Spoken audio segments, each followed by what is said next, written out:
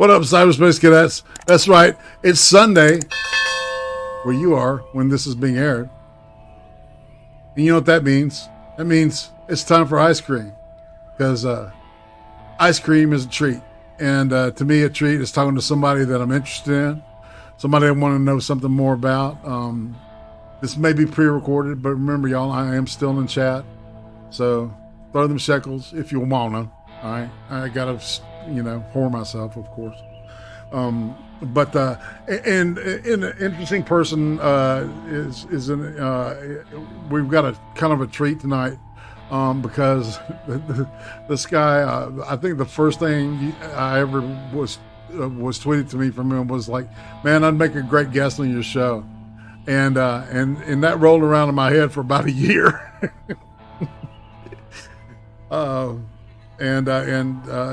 So, ladies and gentlemen, I want to introduce you to the one and only Dade Lee Murphy.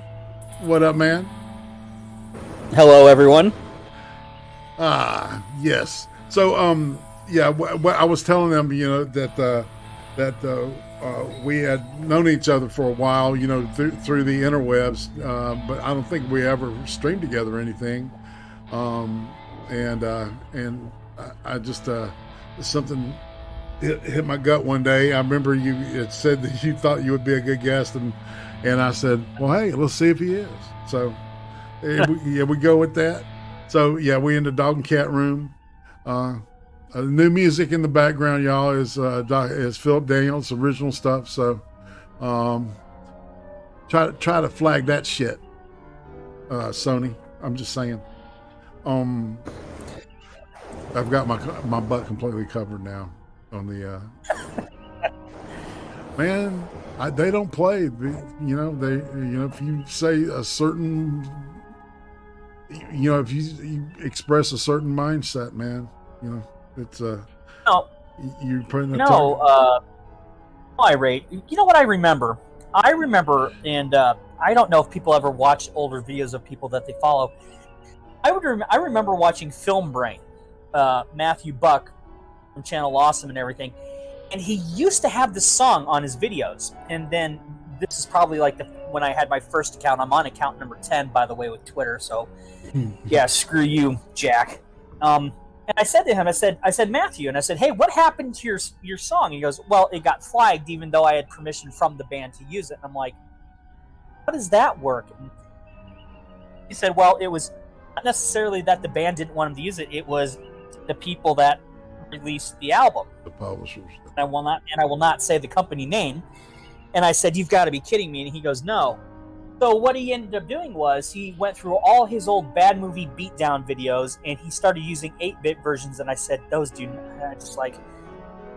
just do not do you credit.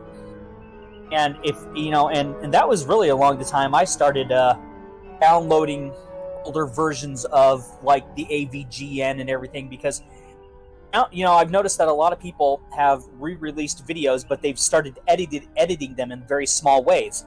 Mm-hmm. A prime example is, so we don't get too far off track, is I watched the AVGN and Nostalgia Critic crossover for the Michael Bay Ninja Turtles. Okay. I actually have the original downloaded, saved on an external hard drive, and when you watch it was from 2014, but you watch the version now, it's missing about 30 seconds. Oh, and wow. That does make the difference. It's the part where Raph, they're in the video. It's if you guys ever watch it, it's the part where they're supposedly falling down and they're talking in high pitch and all this other stuff. It's kind of a gag, but it's about 30 seconds long. They sliced it for whatever reason, and I've noticed that content creators have been re-uploading stuff and taking things out. James Rolfe especially has been doing it, and I said, well, I'm glad I downloaded all the original. They're probably bending the knee, to make it compliant, so they can get it monetized again. I honestly don't think with James Rolfe it's him bending the knee. I think it is really him knowing with his film class. I think it's just the fact that when he puts up videos, they're like 5 hours long. Right. So you're thinking it's like an artist kind of thing, right? James Rolfe, yeah. Yeah. Oh yeah, for James Rolfe, yes. I think for other people like Matthew Buck, who got the middle finger, had no choice. I noticed that History Behind the Warrior did the same thing, but he also explained, well, I got asked to, remove this, so I'm gonna, be up, I'm gonna keep these videos up, but from now on it's gonna be this theme, and his newer theme works. But that was something that I noticed. Right. All right. So I've got questions here, and they start with YouTube, as a matter of fact, and we'll go, through them, and then when we're at the end, we'll be back at YouTube, and I have like I was telling you earlier, it's kind of like I've got a kind of certain beats I want to hit, and and then there's room there for improv, and I'm gonna turn right. I see a need for speed there. Back it up just a wee bit. There you go. All right. And so like the first question I always ask people is like, all right, how long have you been around YouTube? What was your main reason for coming to YouTube? And it sounds like you've got a storied history with YouTube. So have at it, bro. No, it's very simplistic. I went back to college after I got divorced back in 2012. And my daughter at the time, she says, hey, Dad, take my laptop. And I was like, what do I need this for? She goes, well, you're going to need it for, college stuff. And she was right. So it was really around October-ish of 2012 that I discovered YouTube. And I said, I don't know what's on here. I don't, whatever. And I said, oh, I would love, I said, I know that. And I said, I had heard they put, people were putting up videos of them, what they would now call Let's Plays. Right. I said, I would love to see a Let's Play of Castlevania 2. And the first thing that pops up is James Rolfe's video of Castlevania from his Angry Video Game Nerd series that he did on VHS from 2004 that he uploaded to YouTube somehow. That really started everything. That's crazy, too. It was like, was the AI aware that you were looking for that? Or did it just, I just really put in Castlevania 2. Yeah, it was serendipity. I just put in Castlevania 2 Simon's Quest long play, and it showed that video, and then some actual long plays, and then from there, it really started rolling. I watched AVGN. I found out about Nostalgia Critic. I found out about Spoonie. I was a big Noah Antweiler fan for a long time until he threw in the towel. Then from there, I found everybody else that I follow now, especially Styx Hexenhammer 666, Razor Fist, Adonis Paul, and all this other stuff. And then along the way, probably about third or fourth Twitter account, because I mouthed off to people and got banned, I found Atema the Hun, and then somehow I found you. Right. Because of that. Right. Yeah. So there's 6 degrees of Atema. Yeah. Yeah. So in 2021, not only do I still follow the people that I follow when I first came across in 2015, but now 10 accounts later into Twitter, I follow new people and I find all new sorts of stuff on YouTube because of it. And I'm one of those people that if YouTube wants to behave this way and just basically become a Netflix, everybody needs to jump ship and go to BitChute or Dailymotion or something else. Not necessarily because it's a political thing. That's what they want to make it out to, is because YouTube is not for the small creator anymore. They really aren't. Well, and back in the day when they were, when they did the initial, the whole deal with Felix, what's his name? And PewDiePie? PewDiePie, and they did the first Apocalypse. I said, well, all right, so it's logical to me now that streaming is becoming mainstream, that they would want to use this as a platform, right? For something like Netflix, a Netflix-like deal. And now that's kind of what YouTube Premium's turning into, right? So, and it made kind of total sense to me. But it still pisses me off when they fucking mess with me, for political stuff,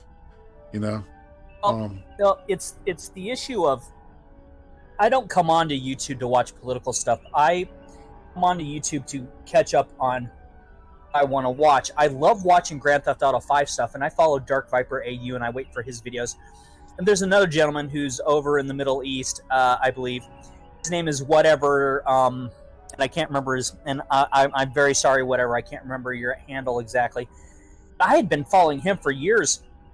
He had done behind the scenes stuff, and he's actually say, well, what, you know, and he's very good, and he's actually, and I wait for, so there are people that I subscribe to and I watch, and I don't want all this.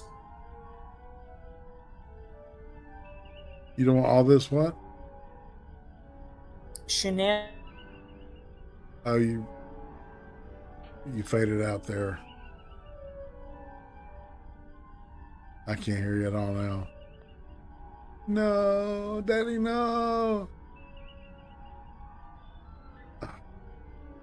My subscription. So, so out of the 237 people that I follow, I don't want to. I don't want to. No, I don't care about what YouTube wants. I want to know what the people that I follow are, what they're doing. Right. Right. Well, I think that's a lot of people. Yeah. Yeah. I mean, it's like I've got kind of like a I'm not just watching just news and shit. Right. I build models and stuff. I've got a stupid hobby, so I watch stuff on that. History, things like that. Wang, I really like Justin Wang and Count Dankula.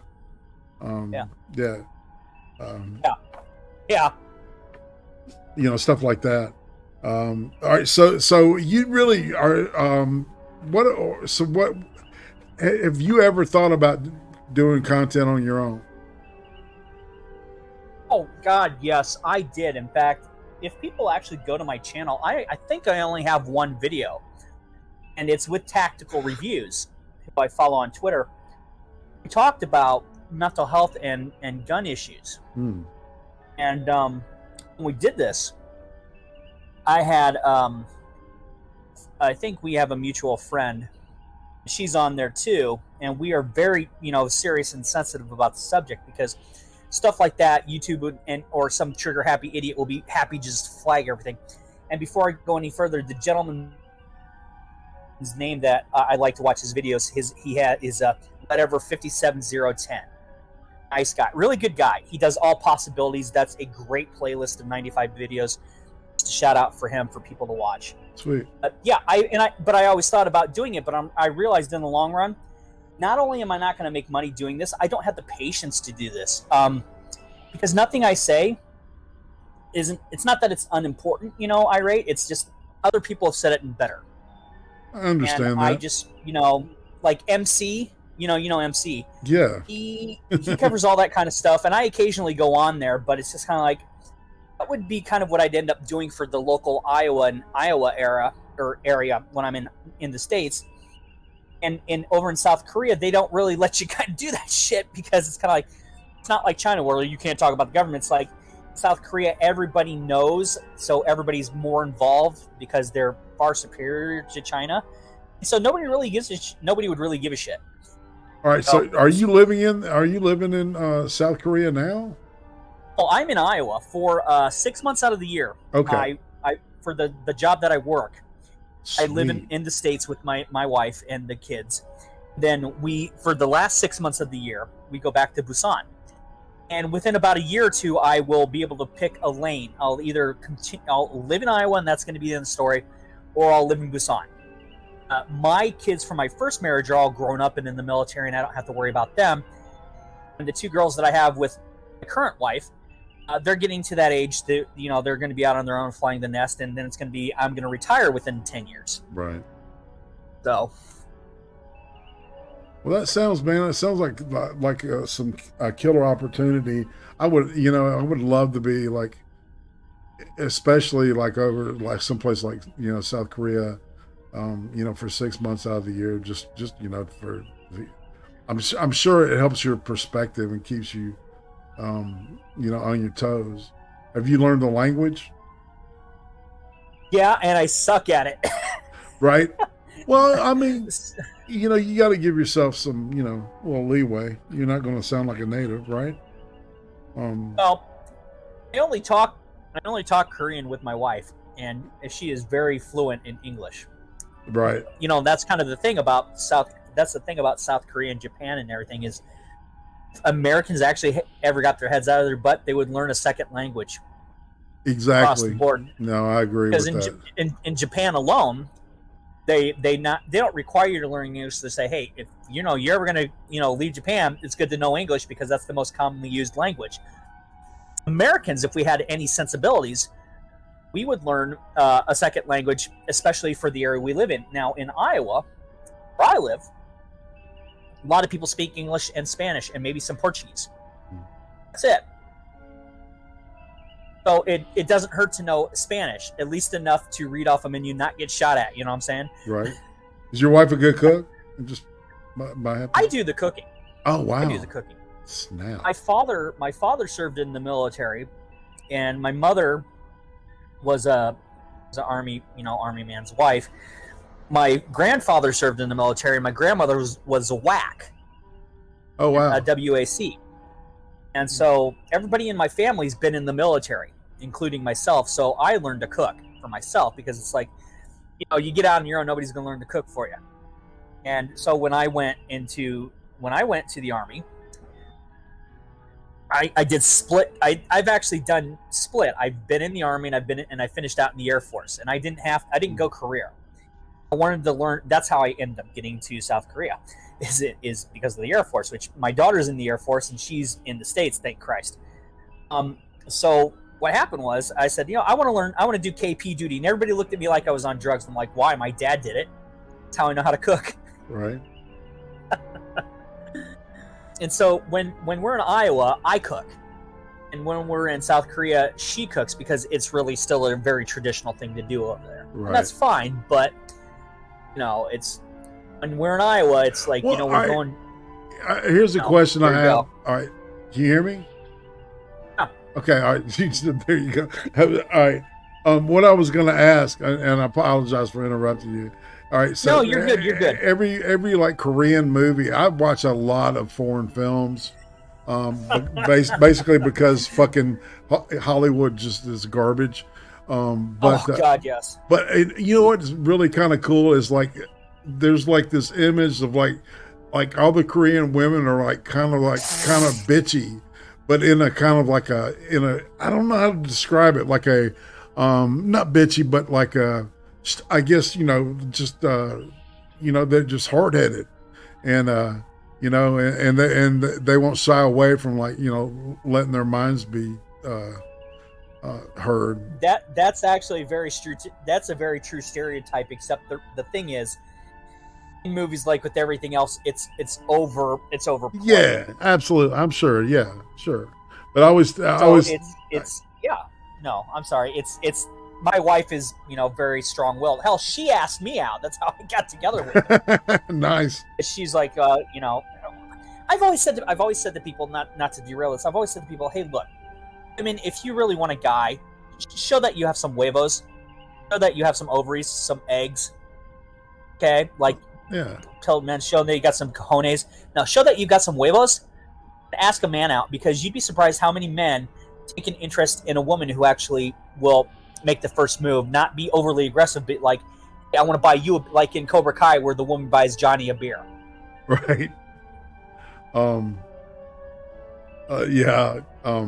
So I totally I agree with that. Looking back at my past, I was so awkward with women. It would have been okay to it would have been a lot more to my advantage had women been able to be more forward or encouraged to be more forward. I don't know. But you know what, man? I met Uzi because she was shy, so I don't know. But I agree with that, though. It's because there's a lot of pressure. Sometimes there's pressure, right? Yeah. I mean, it's not a good thing. No, it's always when two people meet or hook up, there's always some kind of magnetic force that attracts them, and sometimes it's a very overpowering one in personality, and sometimes it's like when you met your girl, your gal, she was very shy, and you guys just sync up. That's the way it's supposed to be. It shouldn't be society says this, society says that, because that's not how it works. Man, I tell you. All right, so let's kind of move.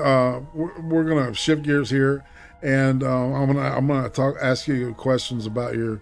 All right, so is there a food from your childhood that you hated, but now as an adult you actually like it? We were talking about food and eating. Oddly enough, I used to be allergic to rhubarb. Now I'm not, and so I put it in any pie that I can make and get away with. Oh wow! And my wife hates it unless it's strawberry rhubarb pie. She will not touch it. Well, see, I've never eaten rhubarb myself. I don't know. I can't. I kind of want to. Yeah, that's what I've heard. But it's the way that they make the pie is supposed to be. Yeah, it's. What is that word? Edamame? No, edamame. That flavor that's not salt or sour or bitter, but there's another one in there. So anyway, I'm always considered strawberry rhubarb pie bittersweet because it gets the kick of the rhubarb, but the sweetness of the strawberries if you make it right. Exactly, that's the key. So who would you say is the most influential person on you as in your childhood? That would have been my uncle. I love my mom, and my parents passed away these past 2 years, and I love them very much and miss them. But I tell you, man. I was a very troublesome kid because they didn't know that I had ADHD. Back in the 80s, nobody knew what the hell ADHD was or how to deal with it, therapies, medication, and all this other bullshit that they do now. So my uncle got me into this is how I actually learned to read. Is I started reading his little print digest comics of Spider-Man that were no bigger than basically an NES magazine that would give you instructions for games back in the day. Right. And, I remember those, man. Yeah. And so he was my inspiration. He was my hero. And after he died, it devastated me. And my wife at the time, my first wife, she and I just realized, hey, it's not going to work out. And that was the biggest thing. It wasn't because he died. It was because I didn't know what to do. This is why you never put people on a pedestal. Right. Because that just will get taken away and you will fall hard. He was a good influence on me. He got me to read, write, learn a couple language. Oddly enough, when he got me a reprint copy of Giant Size X-Men, where the first, Storm and Wolverine, Colossus. Right. Yeah. I started reading a little bit of different languages because Colossus was speaking actual Russian. Right. So yeah, my uncle was a very, very big influence on me, and I would like to think that my love of what I have a love for has been given to people over the years. Just one of the things that he taught me that I try to tell everybody is, hey, look, you're going to like stuff that other people aren't going to like, and other people are going to like stuff that you're not going to like, and that's okay. That's why variety really is the spice of life, because so much of it, and you don't have to be all for one and nothing for nothing else, And that's why you let people have their opinions about movies and everything, which I've seen the exact opposite on social media, which is devastatingly just sad. It's like, you can't say, I said to people, I said, I thought Captain Marvel was a mediocre film. They're like, oh, you hate this. Like, oh, I thought it was okay. It could have been vastly better because of, you give your reasons why, and then they'll try to just say a bunch of shit. It's like, you guys, never mind. You missed the whole thing. Well, that whole thing with Jude Law, they should have kept him bad, right, and not made the Skrulls good, which I don't understand that shit. But who am I? Right. Well, it's everybody has the right to their opinion, and it's okay to agree to disagree. We've seemed to have forgotten that. I was talking to Remy DeShine on Twitter about Shazam. I personally liked the movie. He says it's mediocre. It's like, all right, that's fair. Oh, I liked it too, man. That's okay. He gave his reasons. I said, that's a good reason. When you give me a reason why you think it's mediocre, and I said, I respect you for that. That's great. I appreciate I value what you have to say, instead of, no, you just don't like it because. I thought it was a real clever adaptation. I think they really did a good job with it. It's a fun movie, man. See, I when I was a kid, they were re-releasing the old, what they was called Captain Marvel. That was the original Captain Marvel. Was the 70s show. Right, from Shazam. So Captain Marvel, they were repackaging it as Shazam to promote a Saturday show that was a live action that followed ISIS, right? And their books were like, I don't know if you know what an Ashcan book is, but it's like an I know what a Ashcan novel is. Yes, it's like an oversized comic. Yeah. And so and I was getting those as a kid, and I saw the fun aspect of it. It made it fun. Yeah. Anyway, I'm sorry I went on that thing. Oh, it's all good. It's all good.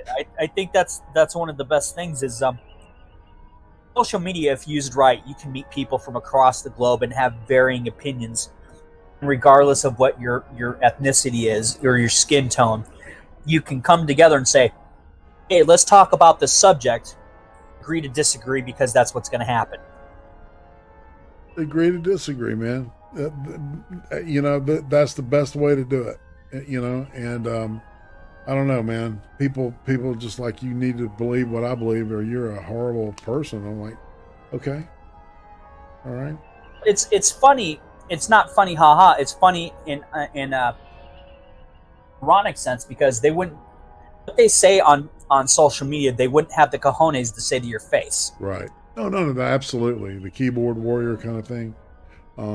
Yeah, it makes a lot of brave people out of, you know, just really, man. Everybody's just, we're normal fucking people.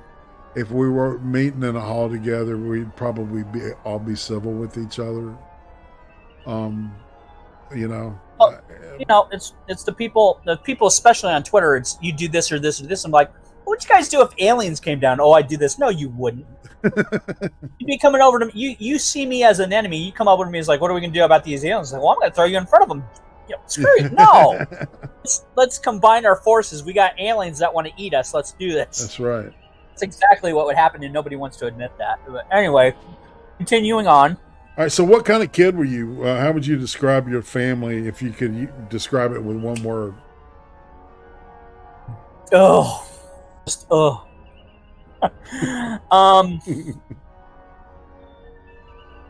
don't know. I was the chaos bringer. I have two sisters that, you know, so it was chaotic, and it wasn't bad chaos. It was just, you know, if the rule of the only constant in life is change, that's what it is. It was continually shifting. It was liquid metal, so to speak. I say liquid metal, if nothing else. I dig. That's a great perspective. I really like that. The only thing constant is change, and if you accept that in your heart, man, it makes all this shit a lot easier. You know, and I think it might add to, you know, life to people's lives. You know, people are too uptight about dumb shit, and it bamboozles me, man. Flabbergasting me. Well, when you're a kid in the 80s and you're the middle child and you got an older sister and a younger sister, you know change is going to happen, and you either brace for it or you get swept. The tide is going to take you away, brother. Right on. All right, so what was the craziest thing you did as a kid? Which time? I've got a good one. All right, yeah. I've got a good one. It's very short, and it was completely unintentional. I used to like to go up and scare the shit out of my sisters by sneaking up behind them and going, blah, you know, whatever noise. I still do that. And, you know, the higher the hair, the closer to God. That was the style back then. And nice. These bangs. So, yeah. So my sister's doing her hair, and I was going to go up to scare the crap out of her, and I sneezed really quickly. And it was a very, you know, you couldn't tell that I was sneezing. And thank Christ she had MTV on when it was playing music and it was too loud. Bubblegum actually flew in her hair by accident. Oh, snap. Yeah, yeah. Parents thought I did it on purpose, God rest their soul. They thought I did it on purpose, but it was 100% accidental. My younger sister caught it, and she goes, "Oh, you're so dead, dude!" And she runs off and rats me. I'm like, "You mother!" You know, man, my sister was like that. She had them. She's got them my parents died believing shit that I did shit that I didn't do. Right? She's really that persuasive. Yeah, I got you. Yeah. All right. But the tides have turned now. My youngest sister had her first baby, and her first and only baby, at the age of 37. And I said to her, it's payback time. She goes, "Oh crap!" And I said, "Oh yeah." Oh yeah. That's right. Revenge. It always skips. It skips a generation. And when your niece adores you, and the first words you get to tell her are no, and she goes, "No, no, no." It's yeah. My sister Leanne, she hates me for it. It's like, oh, too bad. I told you not. The other one's just kind of like, you're an asshole. And it's like, yeah, I know, but I'm the middle child. I'm the middle child syndrome. And they're like, oh, knock it off. So that's all because they said I did something that I didn't do. I guess I did do it, but it was unintentional. That's right. All right. So do you have a favorite holiday or season of the year that puts you in a special happy mood, in a happy vibe? I would say and I know a lot of people, and I do see the downside to winter because it can cause seasonal depression.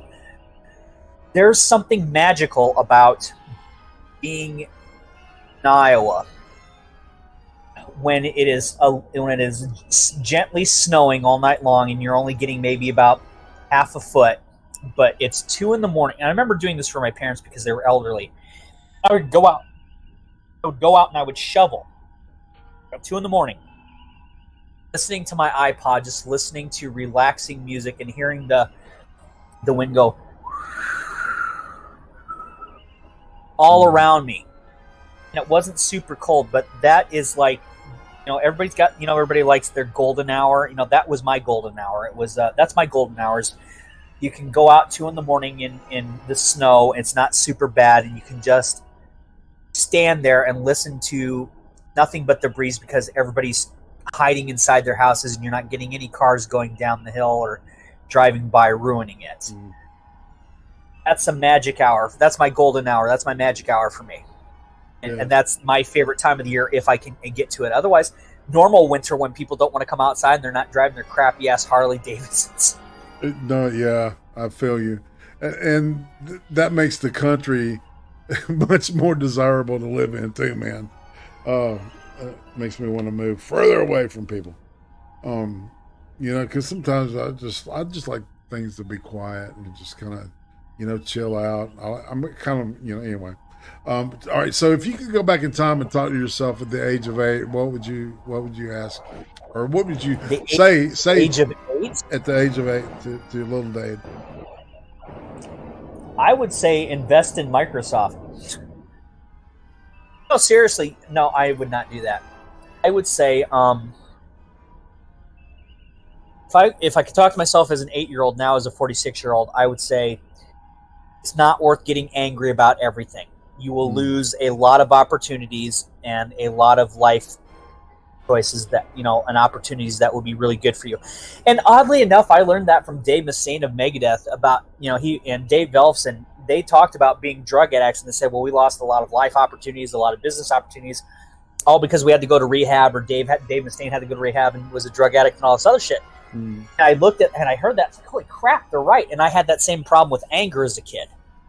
And I said, and that's what I would tell myself. If I go back to my 8-year-old self, I would say, start dealing with your anger management issues right now. Start losing that attitude and embrace life, because you're going to lose a lot of great life opportunities, which will consequently lose you a lot of business opportunities. All right, so that does make a difference. Yeah, and you talked about having like a learning disability. So what was school like, elementary and middle school? School was fine. It was when you had teachers that were able to meticulously detail things out for you, instead of just saying everybody can do the same thing the same way. When I went back to college, rounding this back to, prior, I had to retake algebra because God, I hadn't taken it in years. Right. And it frustrated me. So I had a wonderful teacher. He said, there's like 6 different ways you can get to the answer. The thing is, you have to find the route that you can do all the time to get to the answer, because the answer is irrelevant. It's getting there that makes sense, because Not only do you have to show the work, you have to understand how to get there every single time. And God bless him. That man was great. I wish I would have had a teacher like him in high school, especially. You know, that there are alternate routes to get stuff done, yielding the same results. And sometimes it's shorter routes and sometimes it's longer routes. But I had really, you know, you had really good teachers that can detail things out meticulously to you as a child with ADHD back in the 80s. It was great. When they didn't, you just ran, you know, you had yourself run around circles, and it was your own fault. Man, I can imagine, you know. Let's see. All right, so this is where I ask you, do you remember either A, your first erection, or B, the first time you realized the girls were like that made you feel funny down there?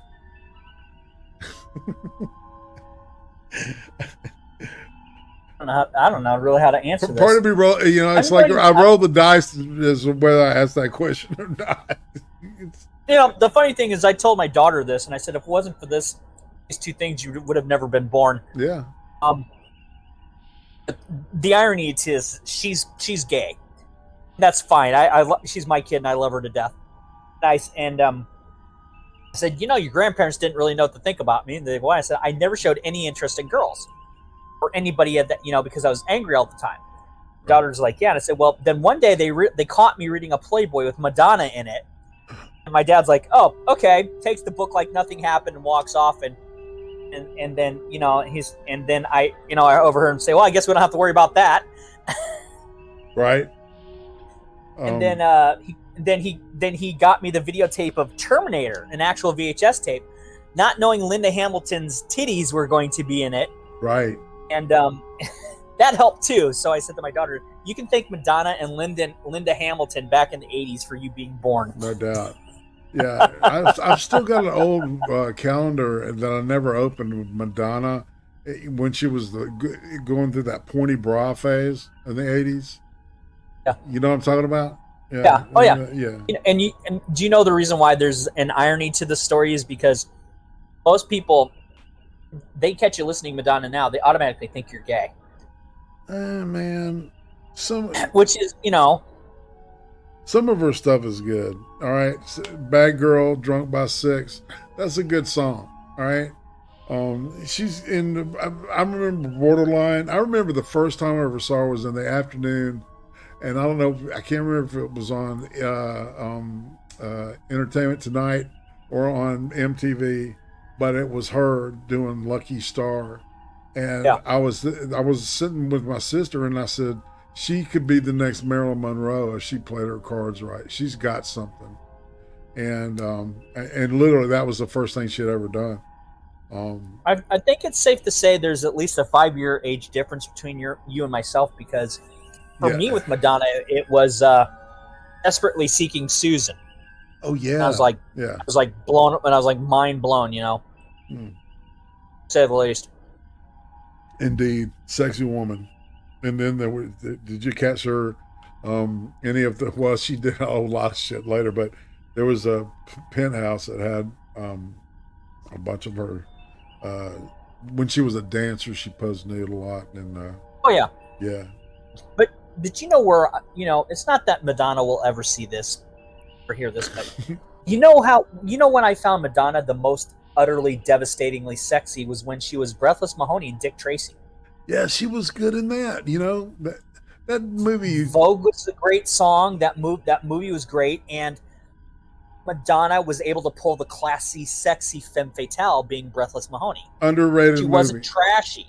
Nowadays, agree. they can't do that. They don't know how. Yeah, it looked great. I like that movie. I agree with you. That's a highly underrated film. All right, so what about the first time you got fucked up? Never. You've never been fucked up? I'm a bit of a square. Okay. I've never been drunk. Hey, dude, you wouldn't believe how common that is here. There's a lot of straight edgers, man. I've never been drunk. I don't smoke. I've never been high. Now, but if you want to talk fucked up, I can tell you about the first time I got into a fight. Oh yeah, what was that like? And it hurt. Broken jaw, cracked jawbone. Damn. That was just him. And for me, it was a broken arm and a busted nose. And it was all because I remember my father telling me that with my smart mouth, later on, my mom said I should have been a lawyer, and I'm thinking, no. My dad said to me one time, he said, with your smart mouth, you're going to get your nose broke sooner or later. And about the time I was 14, I was talking to this girl just to talk to her. I've never been, never hit on anybody. And that, because being an angry guy, you really just want to talk to people and connect with people, just talk with them and have an old conversation. Right. And girls always liked talking to me because I was never trying to get in their pants. And so this one guy comes up to me and says, well, I'm talking to her. And I said, well, go talk to your mama. Fuck off. I'm busy. And he said, what'd you say? I said, you heard me, your mama. And this was back in the day when yo mama actually meant something. That's and it right. wasn't thrown around all the time like it is now. We ended up chasing each other around 3 levels of the middle school. And by the time we ended up back to where we began, he cornered me up against the chalkboard, dodge, punched me square in the nose. Then he took my arm, broke it by slamming it down to a table. I got up. Holy shit. And I had a chair, and I just whapped him upside the head and cracked his jaw and his cheekbone. Dude. And I'm a right-handed person, so doing this with the left hand really, I was really angry. And he got expelled. I didn't. Did you clock him? I mean, did he keep consciousness after you hit him with the chair? Oh yeah. Oh wow, man. Oh, it was one of those old wooden and steel chairs. Oh shit. Even worse. I was thinking a fold-up chair, like a wrestling match or some shit. The dude was built like a tank, and I was this scrawny little fucker. Right, man. So and I made him work to get me. I made him run around 3 levels of a middle school. And my dad said to me, he goes, "Was it worth it?" And I have my arm in this cast, and I go, "Was what worth it?" And he goes, mouthing off to the wrong person, like I told you not to. And I said, no. My nose used to be very pointy. Now it's very hawk-like, like Dick Tracy. Oddly enough, that's what my dad would call me. He said, "Hey, Dick Tracy, why don't you come over here and do something already?" And I'm like, so I got an eagle beak because of getting a broken nose. Right. Well, man, I don't know. Sounds like that. So, what? How did the girl react? She thought we were both nuts and never talked to us ever again. Oh wow, well, that was and which was a shame because she knew I wasn't trying to get into her pants, and she was somebody who just liked to sit down and have a good conversation. I found out many years later she actually went to be a writer. Oh wow. And the other guy who was always trying to get in her pants, she ended up, this is when you were in middle school back in the 80s, saying F off actually was very, very, very vulgar, and you'd get detention for it. So, what was high school like for you? It was pretty boring. I actually graduated a year ahead of time. Wow. The most interesting thing was, it's because I was so fucking bored. I got everything done. Right. My most interesting thing was, this is when you had full-size lockers. I was such an angry asshole. I wasn't Columbine shooter angry. It was just like, you fuck with me and I'm gonna mess you up. That kind of angry. I stuffed jocks into lockers for fun. Man, so you were kind of like Fonzie. There's a thing called the alpha male, the beta male, and the Definitely. Sigma male. I'm the Sigma male. I'm very much the lone wolf. You leave me alone, I don't mess with you. Well, jocks love to mess with people, and I wasn't having it. Right. So the nerds, back when nerds were nerds, like Revenge of the Nerd shit, before it was cool, always wanted to pay me to beat the crap out of the jocks, and I said, I'll stuff you into a locker too. They left me alone. No shit. No doubt, man. Which oddly enough is how I met my first wife. So, all right. So when you get out of high school, are you all right? So do you keep in contact with anybody you went to high school with? Or are you planning on? Oh, hell no. No reunions or anything? I hated people in high school, and I don't like them now. In fact, first 10-year reunion came around. They said, "Hey, are you Dade? Are you coming to the 10-year reunion?" I go, "Who the fuck are you?" They're like, "Oh, I'm so and so. I was our valedictorian." I said, "The what?" Yeah. I said, "Wait, how did you guys? This is before cell phones. Like, how did you guys get my number?" And that's the deal. Is all the people that were voted, all that shit. They're the only people that go to that stuff. And then losers that like really make it big, right? It's literally cliche-ish like that. It's yeah. Well, it was if you've ever seen the episode of Dexter where he goes to his high school reunion, yeah, it wasn't that I was there to get laid or kill somebody. It was that mentality of these people suck. Yeah. Because I ended up going to the 10-year, and I said, "Oh, Dade, I haven't seen you in years. What you been up to?" And I'm like, "Who the fuck are you?" And literally every time was, "Who the fuck are you?" And their name is, "Oh, my name is," and on my name it said my name is, and it was my name. And then I would flip around, and they would never know who I am, but they knew who I was because I always had that you would call now resting bitch face. But if you've had 4 daughters like I have, you have resting dad, I'm going to kill you face. So despite how young I sound, I just sound very effeminate by a lot of people's standards. I have a very high-pitched voice. It was really, I looked like fucking Shipwreck from G.I. Joe without being in the Coast Guard or Navy, but I was in the Army at the time.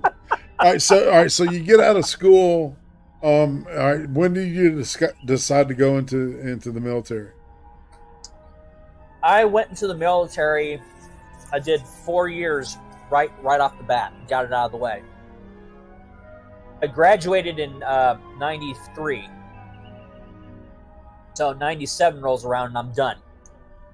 And I already had my first daughter by then on shore leave. So then I just said, okay, this, and then I go into the Air Force for a little bit for additional training. And thankfully, when I switched over, I didn't have to go through boot camp again, because by the time I did that, I was hitting my practically my mid-30s, and that was just too much. Right. So I listed in the USAF. I said, just send me to KP. I thought I was nuts because I don't like flying. Somebody got to feed the people, shit. Right? That's exactly what my wife at the time said. So people got to eat. Yeah, no doubt, man. That's an important job. So to borrow a line from the Nicolas Cage version of Gone in 60 Seconds, this is Freb. He can order a pizza like nobody's business. Hey, yo, people got to eat, right? Yeah. That was pretty much it. Right on. So I was there for 2 years. I did my logistics. I was KP guy, and then I was done. And then I started working for the people that I work now, which I can't talk about because it's being a Gen Xer. Thankfully, we don't have to tell everybody everything. Right on. Yeah, dude, shit. It's like, all right, so you were raised like I was, that people just didn't share. Some stuff was just, you didn't ask people about that shit, right? Like, I was raised very simplistically.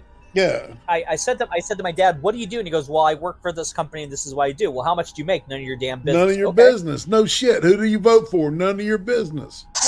Right? I mean, that's... Oh, yeah. And that was it.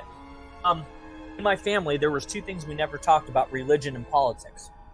Right, exactly. But I did ask my mom, what's our religious belief? She goes, "Oh, we're basically Catholics." And I said, "Oh, I mean, I myself am a Baptist. That's fine." Yeah, you're a Murphy, man. You're Irish as fuck. So, well, oddly enough, that's only my name carries over. I'm mostly German. Oh, wow. I have grandparents on my dad's side. They escaped Nazi Germany and came over here. And went right to enlistment in World War II, and that was the grandma that was a whack. Ah. Like the Cheap Trick song? Surrender? You know what I'm saying? A whack. W-A-C, yeah. Daddy says your mommy's right. She's really up on things. Remember, mommy served in the wax in the Philippines. Right? You know what I'm talking about? No, that's the song you're talking about. Those ain't the lyrics. No, You know how I know? Because Dream Police is my favorite song by the Cheap Trick. yeah, that's a good, but I'm talking about the Surrender. Yeah, they were a good band. I've seen them 3 times, man. They're pretty decent. They have yet to suck. Well, they only have one song that made me want to, if I was a supervillain, vibrate my hand in my head. That was The Flame. I hate that fucking song. Dude, they hate playing else that. is fine. Yeah, you can. I'm sure they do. Man. All right. I saw him in I saw him in 83 and then 88. And then I saw him in like 95 or 96 opening up for Stone Temple Pilots. It had to have been before that. Yeah, Stone Temple Pilots, man, back in the day. What about you? What about the first concert or band album you ever owned? What was your relationship with music? My relationship with music is I grew up with the Big Bopper and everything else. Aretha Franklin, James Brown. Oh yeah. Chuck Berry. I love Chuck Berry. Grew up with Jan and Dean, the Beach Boys, surf music, Elvis, and everything that my parents listened to. MTV comes into existence, and it's whatever's playing because my sisters like it. Me being an angry little fucker, of course I've heard Ozzy and I've heard Quiet Riot, some Motley Crue, but 1987, the day that they released Guns N' Roses' Appetite for Destruction, oh yeah, I get my first cassette tape, Metallica's Kill 'Em All, Jump in the Fire by Dave Mustaine. Boom, that was the end of the story. Yeah. And, this is back in the day when you didn't have a CD, a cassette. You would dub it, and then you would photocopy, and photocopying was expensive back then. Photocopy the inside and outside of an actual set cover, and you'd have to put it together with tape until you can actually get your own. Yes. So yeah, and oddly enough, my first concert was, I think this is the only time they've been there, 1990, Megadeth Rust in Peace tour at, it used to be called the Four Seasons Center in Cedar Rapids, Iowa. Dude, I bet that was awesome. I was 15 at the time, and I shouldn't have been there, but shit, yeah, it was. You know what I'm saying? I don't know. It's just metal shows. And it was interesting what metal did, like at that point of the 80s, when Metallica hit the scene and shit. And even GNR to some degree, it was like you could tell that there was like this, okay, so metal goes off as there's like straight metal, and then there's like what I call moose metal, MOUSSE, like, moose in the hair, and then the thrash metal, right? Is and DRI, man, they're somebody or a killer too, but man, Metallica, they're the gold standard of thrash metal. They created, they really, are the ones that said, okay, put your dick on the table, let's do this.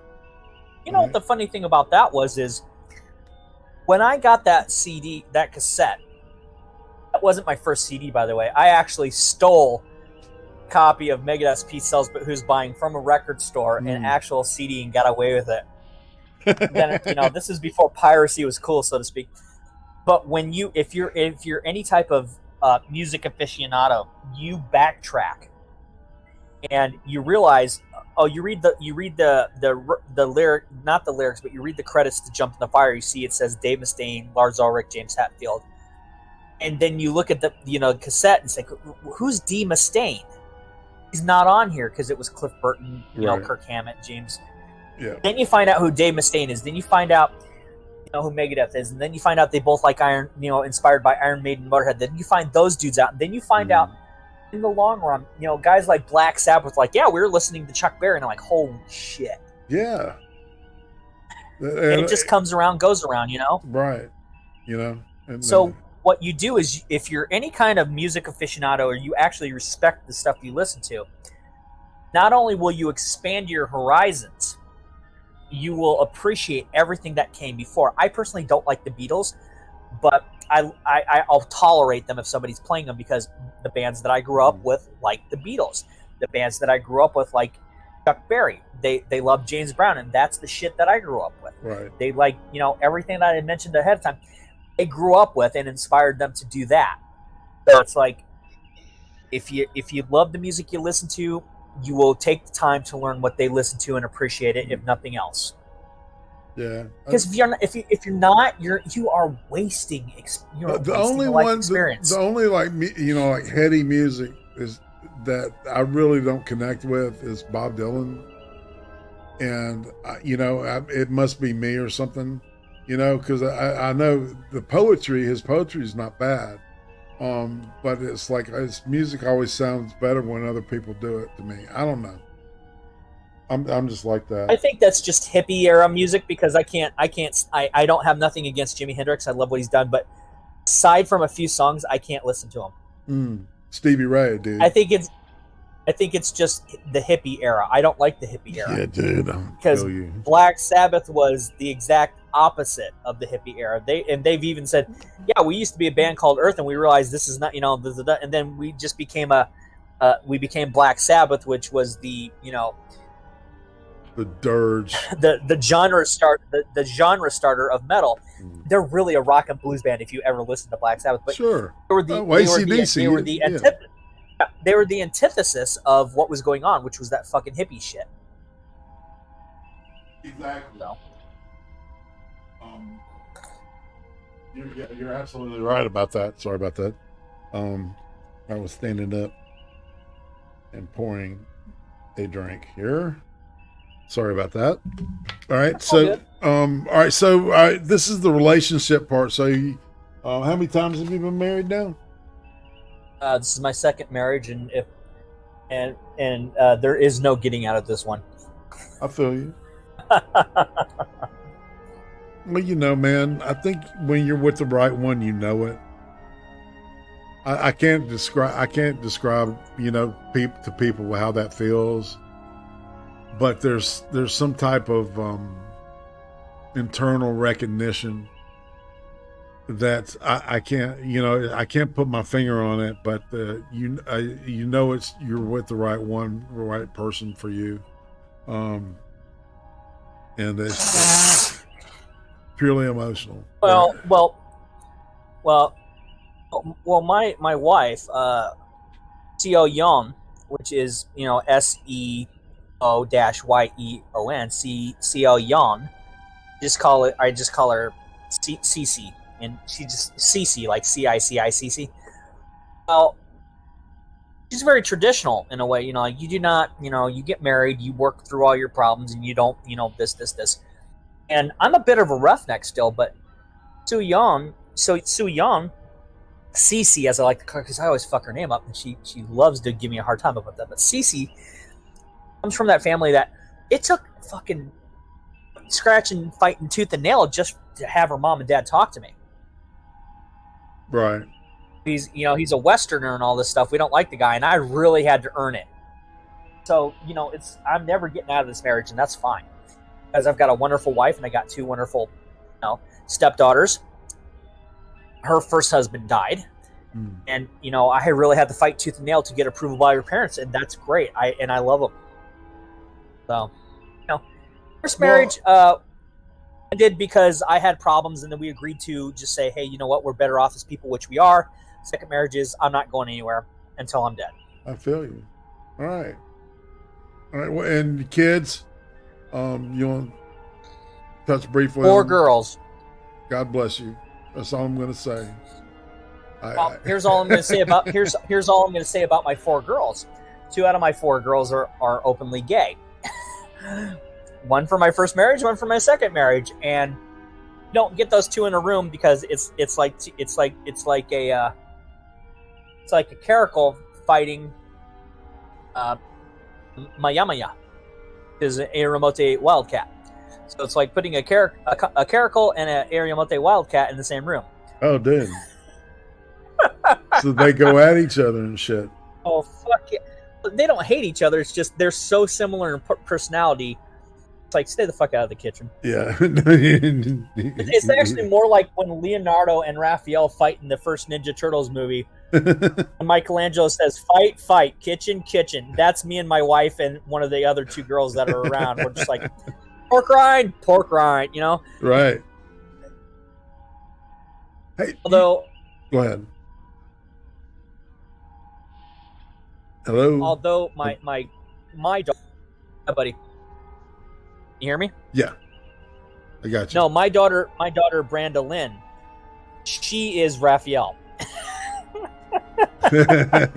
So everybody else is just like fight, kitchen. We just walk away. That's it. So right on.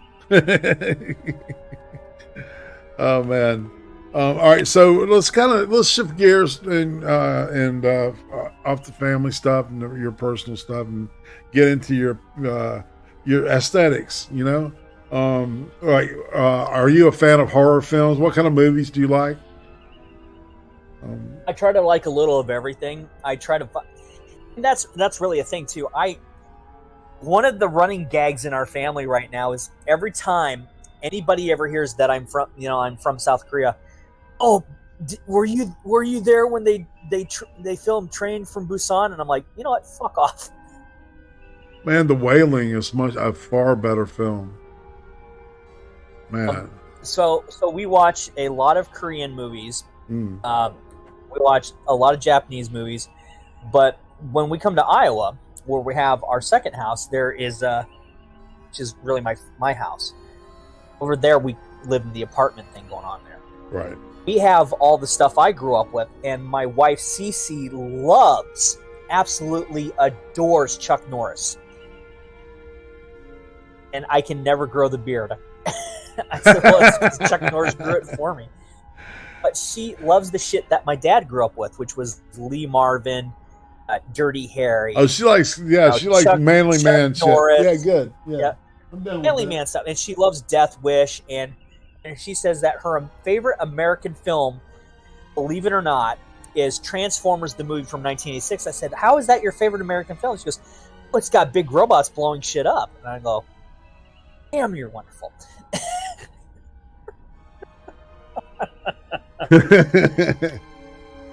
That's awesome. There's a bunch of helps robots. That she's a nerd. Yeah, so. Exactly, man. It's always it's like I love the way that your marriage.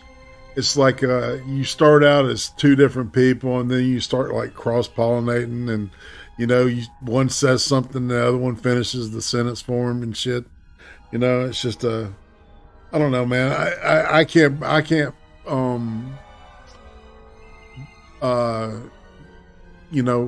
promote enough, that getting married and staying married through thick and thin. I don't know. That's just me. I'm one of them people. But for movies, it's just like, I really used to be into the superhero genre, but not only has that burned itself out and got tiring, it has run its course. And like I said, I've always been into comic books and superhero shit since I was a kid. But really, there's so much out there. I don't have one favorite of anything. I try something new out every chance I get. Right. There's a lot of shit that I can't stand, but at least I'm going to give it a shot. Right. And I think some of the better movies are, if the post Gen X kids. I know I'm sounding old saying this shit, but they don't have the patience to watch a movie with just subtitles. They don't want to read it.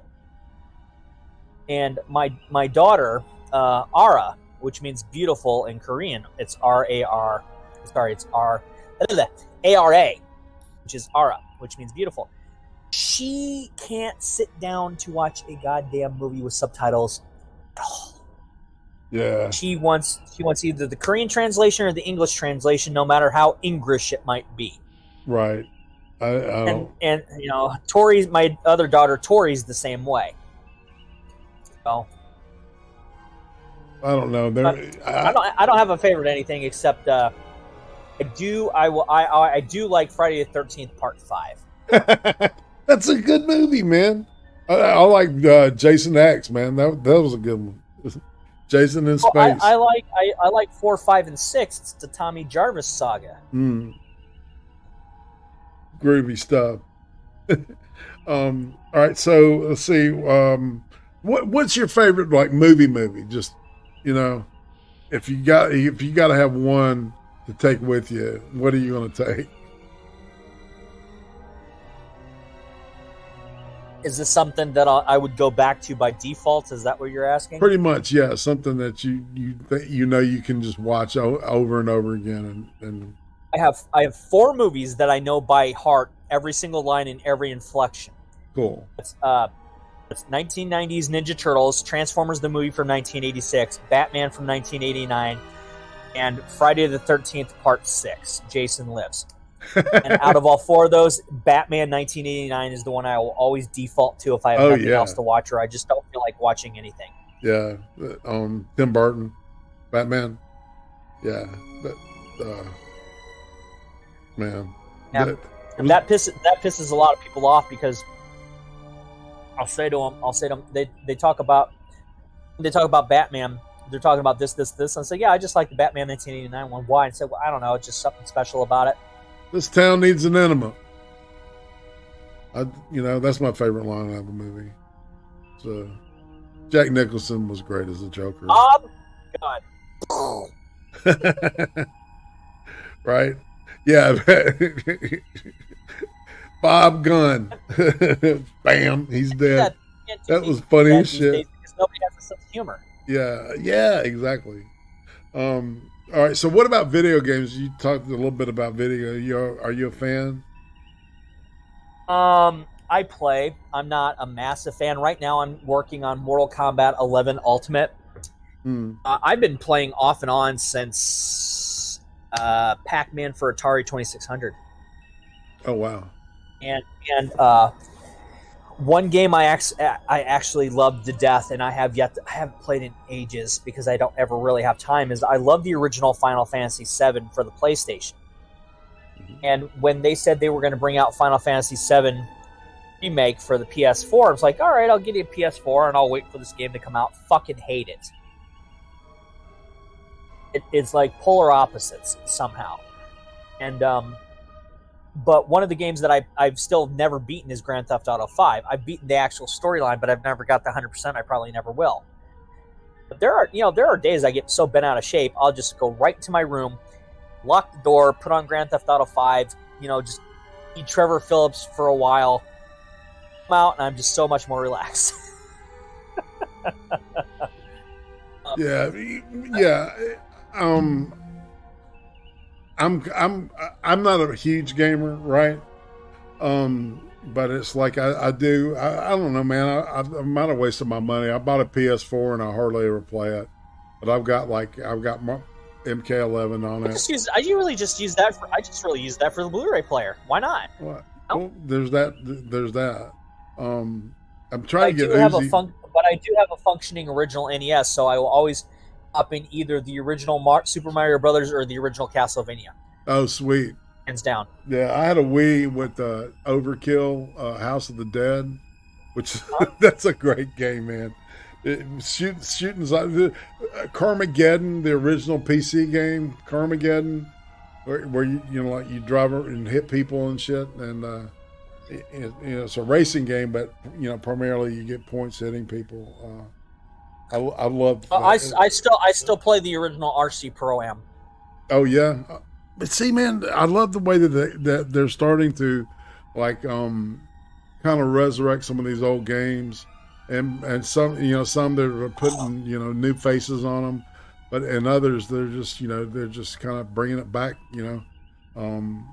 Here's a funny story. My parents bought the original NES in 1988. And the game they bought with it, besides Super Mario Brothers Duck Hunt, which came with it, they bought goddamn Ghosts and Goblins. Oh, wow. We never made it past the second level. Dude, that is a hard game. Oh, yeah, I know that years later. I've seen Irate Gamer and AVGN talk about it, and it's just like, yeah, fuck that game. Man. So, all right. Go ahead. And Chris Borders, the IRATE gamer. I don't know, people love to give him a lot of shit. I've talked to him on social media from Twitter and Facebook. He's a very nice guy. And I will always watch one of his videos. I think that him coming back to do videos is great because he does it just because he enjoys it. He knows that the angry gamer era is over.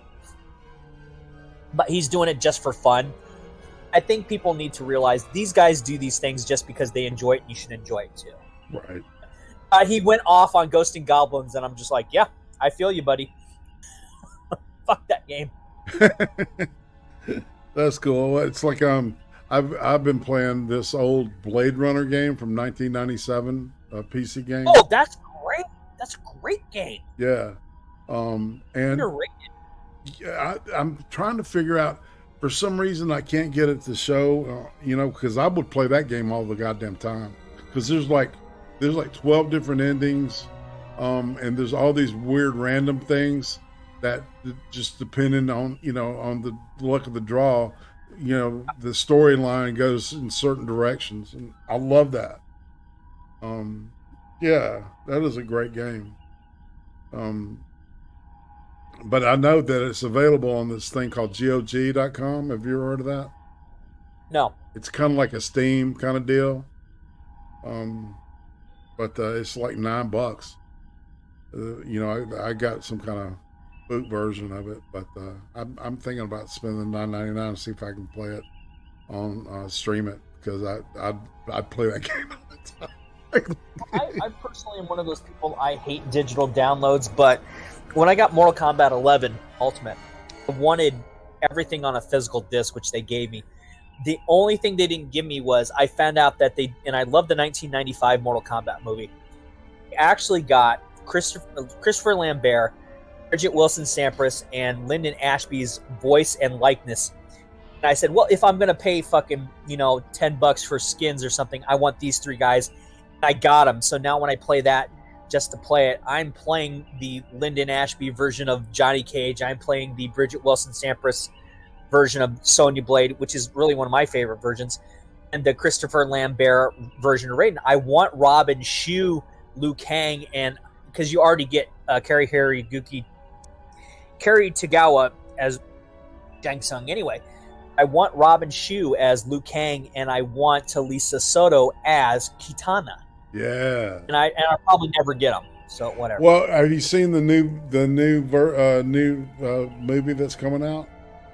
No interest. Yeah, I don't know, man. It looked kind of cool. It'll probably be a shitty story, but it'll look cool. I think that's the problem, that it's going to look cool and it's going to have very little substance. What turned me off was there's no Johnny Cage, and Melina is not Melina. Yeah, there's a couple other characters are missing too. I just want to know what's up with Jax's arm. We have the technology to make his arms look great. You can play Mortal Kombat 11, his arms look great. I said the same shit about Transformers when it came out, and I said, this shit came out roughly the same time as Iron Man. How come Iron Man looks better than the fucking Transformers? Yeah. No. Whatever. Iron Man's a good movie. All right, so let's see. What about TV series? Do you have a favorite television series? I have quite a few. I have 5 of them, to say the least. I like Community. I think even though season 4 or season 5 and 6 were kind of rough, it's still pretty good. I like Dexter, and I know that they're doing a season 9.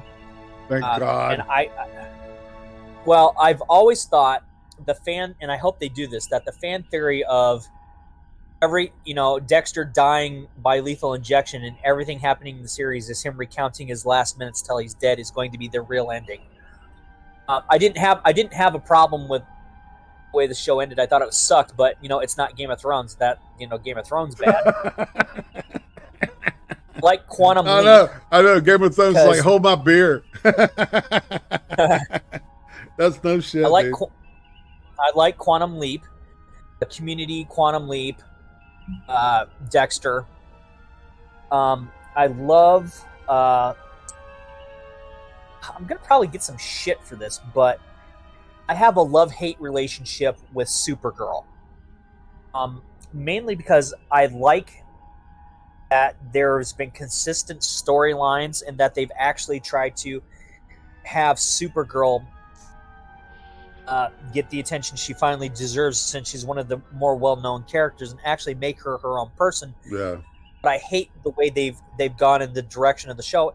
And with Melissa Benoist or whatever to say fuck your name, I hope it ends without her. She's wanting to call it quits. Good, let it die, because Arrow's over. So in that vein, I'm really enjoying Lucifer so far. Yeah. So for a modern TV, those would be give or take the 5 that I like. I have a lot of TV shows. I just started watching the Avatar: The Last Airbender. Really fucking good.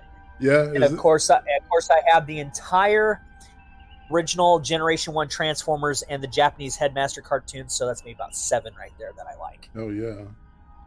All right. Well, do you have any scars or tattoos or piercings? Oh, I'm sorry. That was a sinus infection. Okay. Scars, I have quite the few. Tattoos, I have none. Yeah. You got any piercings? Pretty white bread, so to speak. I have this genuine belief that unless your tattoo actually has some very personal significance, a lot of people who get tattoos are morons. Because they will do it because, like all these morons that get the tribal tattoos, they don't understand how they're going to look by the time they're in their 40s or 50s. Or even in their 80s and 90s, man, or 70s yeah, and 80s. They live that long. Yeah, if they live that long, man. That's always been my thing. Is like, this thing is going to sag and look like shit. Oh, yeah. Right? Dude, I feel you. There are people who get tattoos that say sisters. You know, like if you have my 2 sisters each have a joining tattoo. If you they put their arms together, it'll say sisters forever. And that's great. I love that. That's the kind of stuff I think is okay, because no matter how old you get, even if your body physically sags, there's a spirit there. There's right. something that's substance. There's substance. Right. Yeah. I think that's okay. I don't like tattoos mainly because I don't look good in them. I have no reason for one. And I'm just, I'm kind of white bread, so to speak. I don't have any, I have scars from accidents and stuff, but pretty plain Jane dude. Indeed. And that did go a long way with getting my current wife. Hey man, you obviously must have some kind of, if she's like digging on like Clint Eastwood and shit, you know what I'm saying? You must have some manliness about you, you know? Or, well, I do because I'm the type of guy that, regardless of how I sound, I'm the type of guy that if you see me, you're really not going to mess with me. I'm not intimidating. I'm not imposing in any way. But I have what's called an angry energy, and I will always have it. But I've learned to control it and to own it. I feel you. A lot of people don't.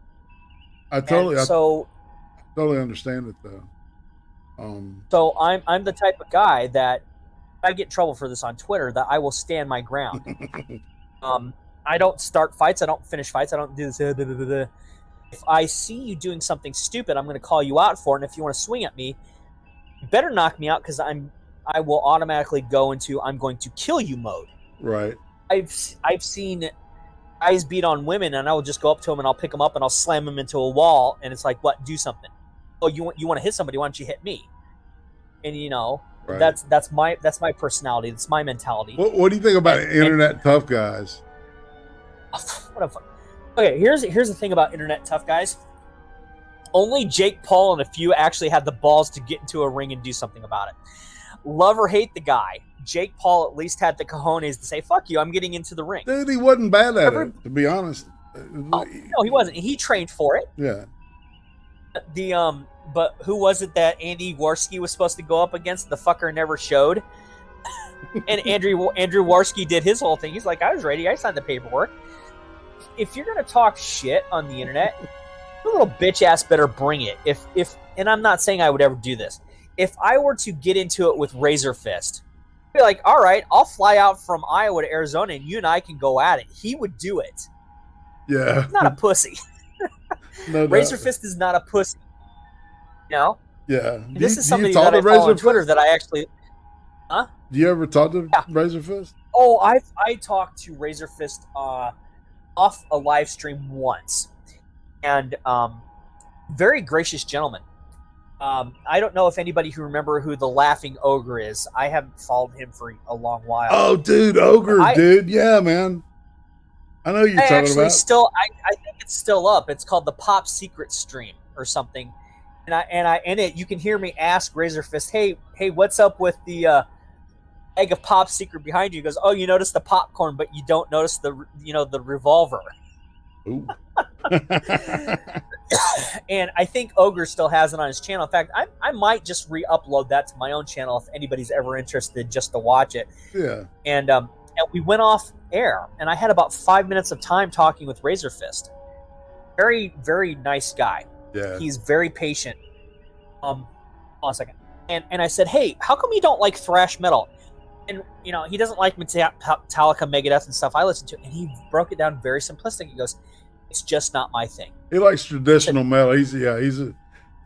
I know exactly what you're talking about.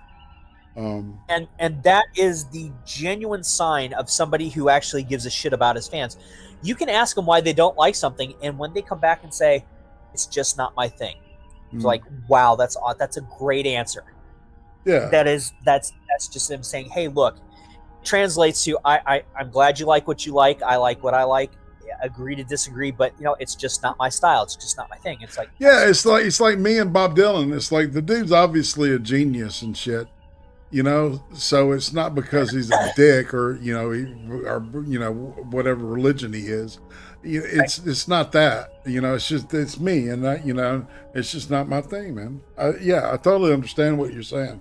All right, so if you I followed Razor Fist for through all 10 accounts of my Twitter, and I think he probably thinks I'm schizophrenic because either I've deleted tweets or I've gotten bumped off and he has liked something or he's promoted it, and it's like next thing you know it's gone.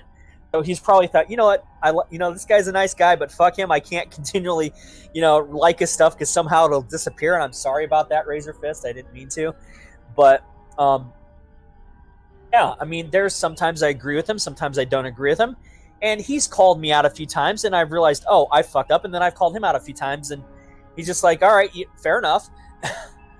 So when you have somebody that you follow, they say never meet your heroes. That's probably a very good thing, but he rolls with the punches best as he can sometimes. And he was a gracious guest when I did that live stream with him, like fucking 4 or 5 years ago. Wow. That's kind of cool. He's a very respectful man. I don't know him personally, but he was very respectful to me. And I follow him on Twitter, and I watch his videos. And, sometimes it's agree to disagree, but very respectful human being. Fucking Ogre is a madman. He's good, man. It's entertaining as hell. All right, so that's my opinion about Razor Fist. And, but yes, there is a difference between him and Styx, Hex, and Hammer. I've even thrown that meme up. Oh, man, I can't believe people thought they were the same person. God. Well, he's just got long hair, fucking idiot, It's like a... Well, they both do.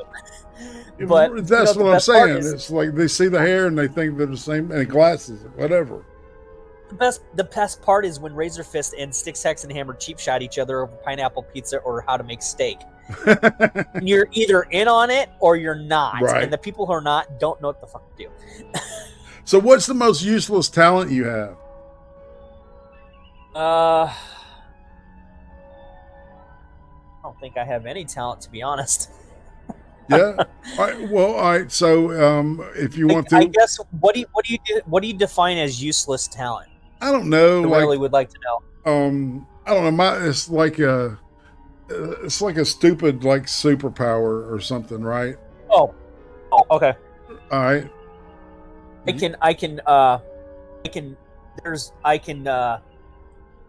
My stupid power. Stupid power is to use movie quotes from movies that apply to the situation that nobody has a clue why I'm using movie quote because they don't put the two together. I do that shit all the time, and nobody, it's like nobody gets it. I'm like, God damn, I used do that too, man. That was funny.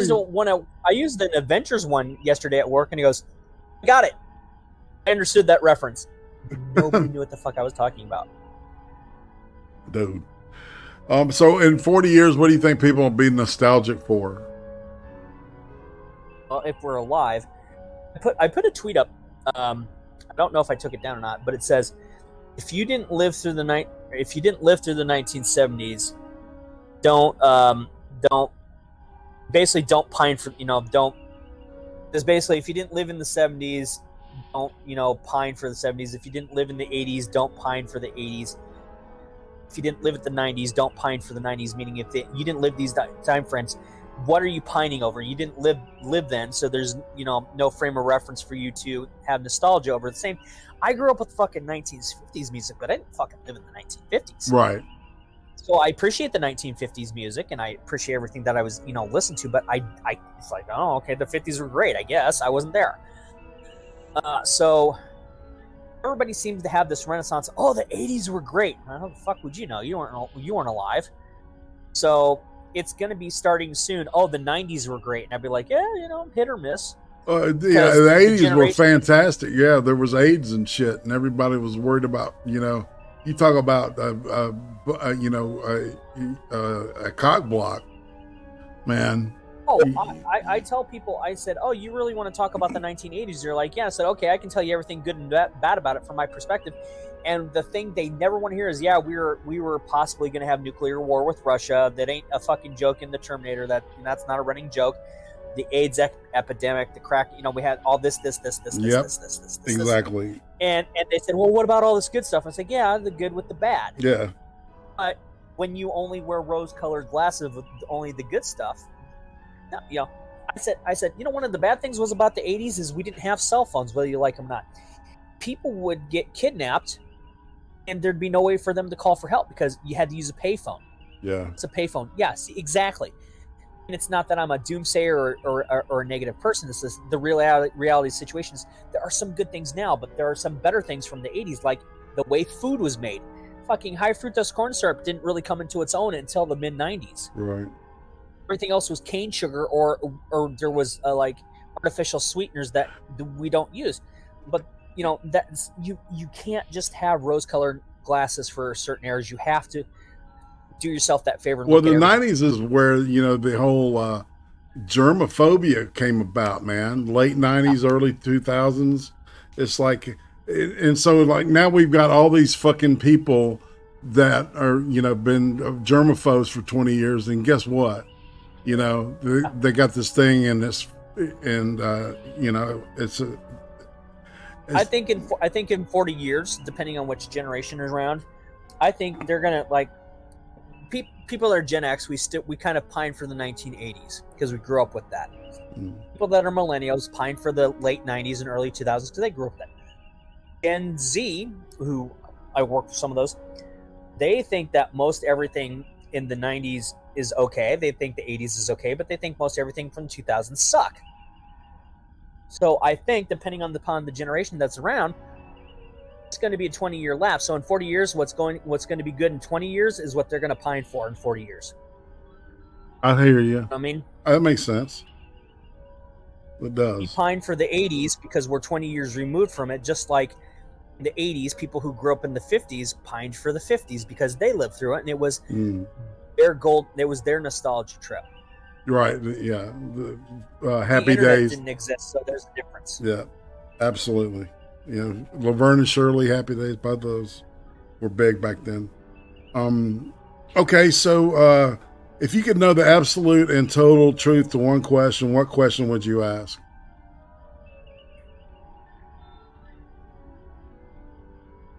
Would my brain melt? Would I go psychotic, and would I be able to share this with the people? Because I think there are things that we're not meant to know. Mm-hmm. I would if I could know the unequivocal truth, not fact, but actual truth, because facts and truth aren't always the same, nor are they in conjunction with each other.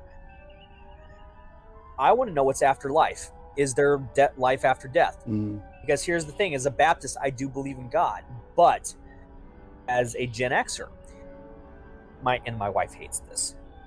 I say, I do believe in God. I just don't think any religion's got it right, and that God, what God has for us, people have screwed up. So that's why I don't go to church. That's why I don't do this and I don't do that. I believe God exists, but I don't think mankind has it right in any way, shape, or form. So if I found out the answer to what was after life, I don't think I could share it because everybody would think I was crazy or I would go crazy. I have this firm belief that, and I've told people, I said, hey, look, if I'm wrong, I'm wrong. I'll be glad to admit it. But every time I'm right, it's always a disastrous effect or result that you all never want to talk about. So I'm never right. Wink, wink, nudge, nudge. Let's see. If you could go back in time and spend a week with any one person, who would it be? Out of history. That's kind of a pickle. I would love to say, some person in a band that I grew up with, but I don't know. I don't think I could ever answer that effectively because it's the Back to the Future scenario. Mm-hmm. In the prospect of what Bob Gale and Robert Zemeckis were writing about of, what would happen if I went to school with my mom and dad. That's kind of the scenario. It's like, what would happen if you could meet this person from this time frame? Would you be disappointed? Would you be surprised? Would you be elated that everything you thought about him was right? What do you say? What do you say? If I could just go back in time and meet anybody and have lunch with them, I would just go up to Cleopatra and go, hey, dude, what's up? She'd be like, what? And I say, yeah, I'm from the year 2020. That's a long ways away. That's right. How are you? Oh, okay. And I say, you want to get lunch? Sure. It's one of those things that is never going to happen. But if you really have to have lunch with somebody that is just completely the opposite of you, that you could get away with it, why not just say, yeah, I would like to eat lunch with Cleopatra. Say, is it really true about Marcus Aurelius over there, kind of thing? You want to ask those type of people fun questions and get scoop. And you may not be able to share it with anybody, but you'd be like, yeah, I know what really happened.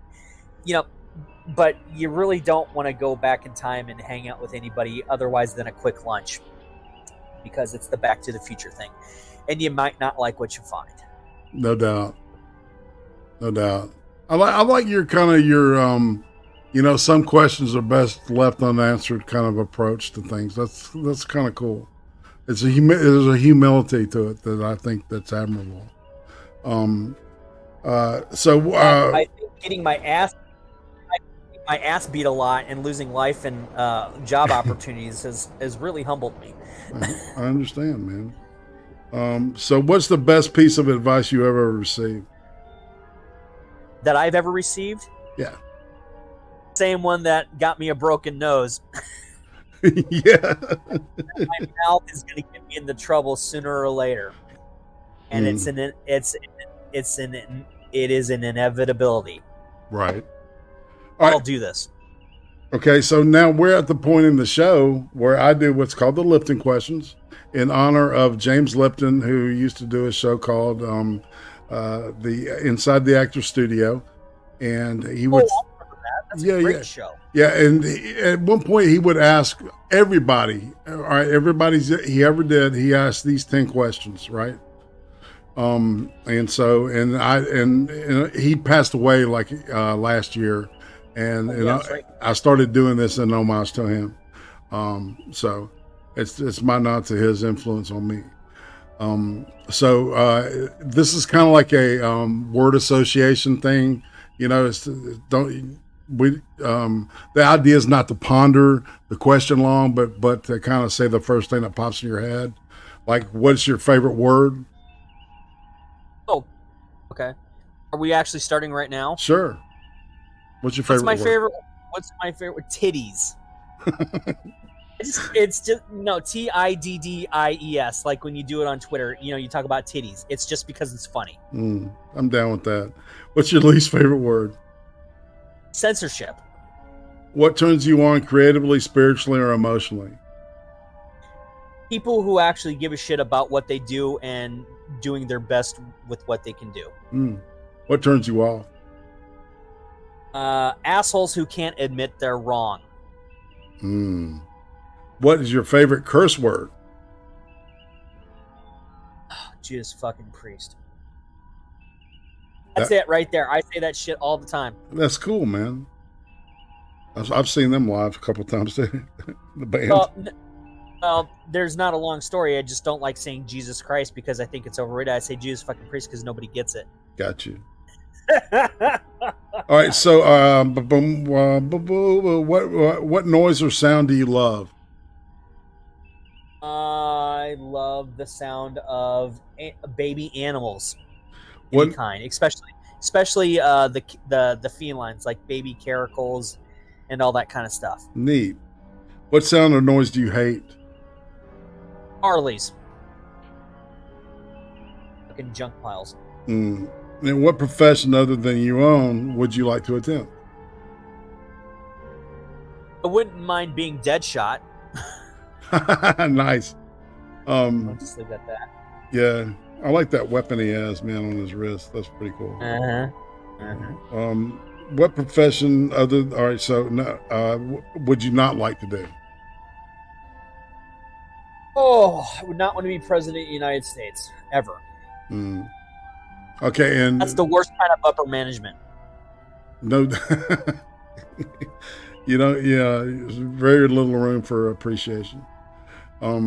So, all right, number 10 is if heaven exists, what would you like to hear God say to you when you arrive at the pearly gates?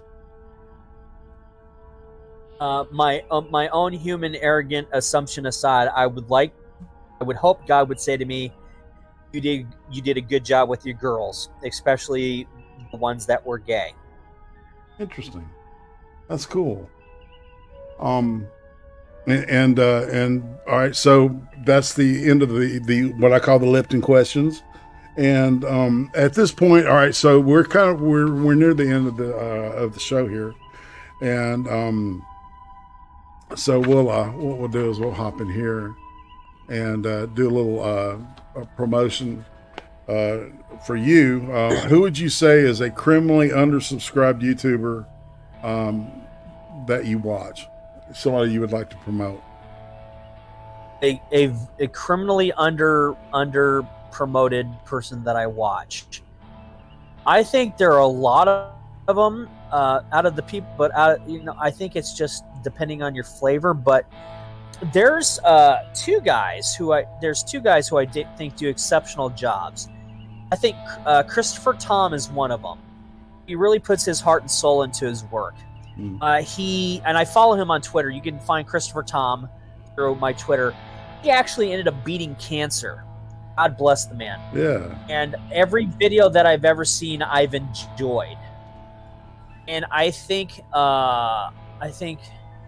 if few people actually just go through my Twitter or my YouTube listing, you'll find out everybody that'll watch. But I would like to give a shout out to Surfside Cake Studio.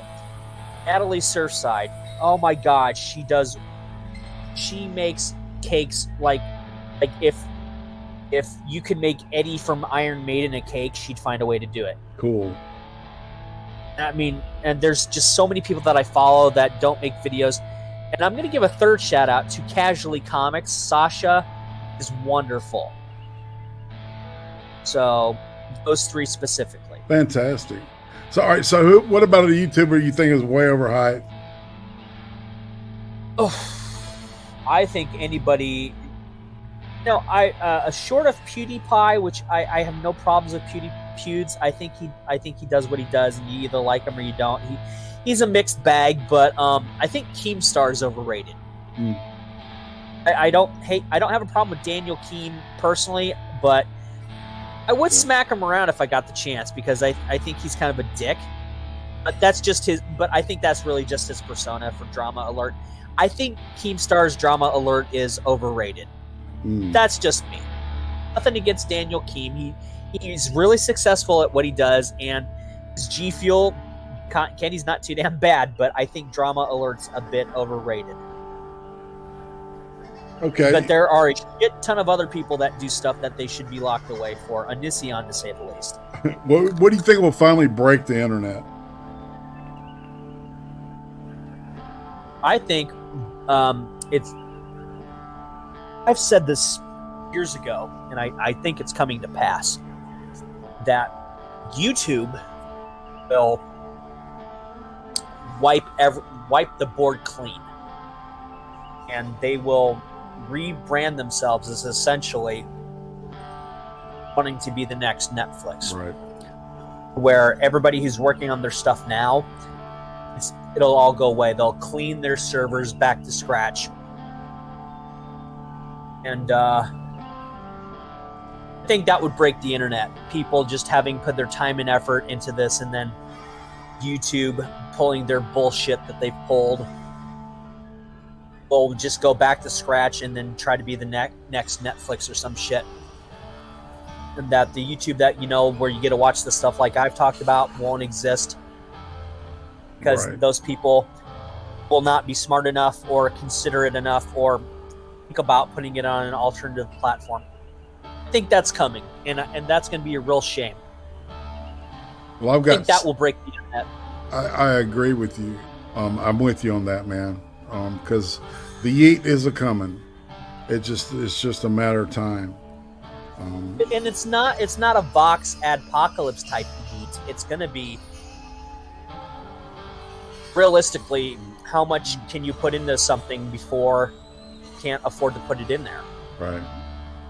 And I tell people, you know, Razorfist actually brought this to my attention. He's like, you know, start downloading my stuff. It was like more like, if there's stuff that you like of mine, get your hands on it because it may not be there for long. He started moving a lot of his stuff to other platforms. Mm-hmm. And I downloaded every single version of Metal Mythos.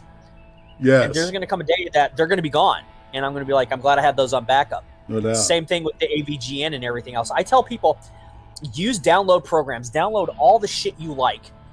Save it on an external hard drive or fucking burn it to disk so you can have it, because sooner or later it's all going to be gone. We could wake up tomorrow and YouTube will yeet everything. Yep. Except for the shit they want. Our conversation now, which is going to be a premiere on Sunday, will not exist. Which is a real fucking shame, because YouTube has brought people together more than they know. Indeed. Everything under 2 hours goes up on the Odyssey immediately. Yeah. That's what Stick, Sex, and Hammer has told people. Mm-hmm. And I agree with him. I remember Blip TV. Right. That shit was great, because there were times that Doug Walker and Noah Antweiler and AVGN and people are just doing simple stuff couldn't do what they did on YouTube now, because which is at like Sony or whoever said, nope, flag that. Fuck Christ, you want people to buy your products, you gotta let them talk about it. Yeah, no shit. No, Spoonie, Noah Antweiler, I've told him, and I don't think he's ever reciprocated or acknowledged this, but he got me into a lot of movies I've never heard of, just because of him doing reviews, and I'm very appreciative of that. Yeah. I did tell Razorfist that, and I said, there's a lot of music that I've never heard of that you have introduced me to. Thank you. And he's like, you're welcome. Absolutely. Well, cool, man. All right, so content-wise, are you planning on doing anything coming up soon? Or? No. I just don't know how. I really, honestly, no, probably not. I have nothing really to say, and I think if I do, it wouldn't be, nobody would care. I'm not a defeatist. I just don't think I'm very interesting. I feel you, man. I've said that exact same phrase, as a matter of fact. All right, so before we part, it's tradition to show your channel and the final word for chat, people watching. Hello, chat. And people of the future, which will be the Sunday after this, which will then be the past, there is a saying that to the past, the present, the past, the present is the future, and to the future, the present is the past, but yet both exist simultaneously. In all seriousness, I don't have a YouTube channel. I have my Twitter channel, which is or Twitter for now. Right. This is a Dade Murphy, the title. Right now it says Dade ZC Murphy 85 on Twitter, which is the real Dade ZC Murphy. Zero Cool. You know, the thing is, this is my real name. I was born long before this fucking movie. And my daughters gave me the name Zero Cool after they saw the movie on DVD. They said, "Dad, you have no cool. You are zero cool." And I said, "No shit." Well, all right. So, and that link is in the description, people. So click it and click follow. This dude is fun. Like obviously. So it's been a great show, man, and I really appreciate you taking time out of your schedule and hanging out with me. I do have one thing I want to shill for Monday. Beck and I will be. I found this old Soviet television, old PBS broadcast where they look at nothing but Soviet television for an hour, and so I want to take us back in time and see what the Soviet Union was like to the Soviets. And on that note, man, I don't got anything else to say or do. What about you, man? You know, there's something I will attempt to try to speak it in Korean. And if it sounds completely bastardized, that's fine because my Korean sucks. Ongsun idu namu esa tyo yo jinda.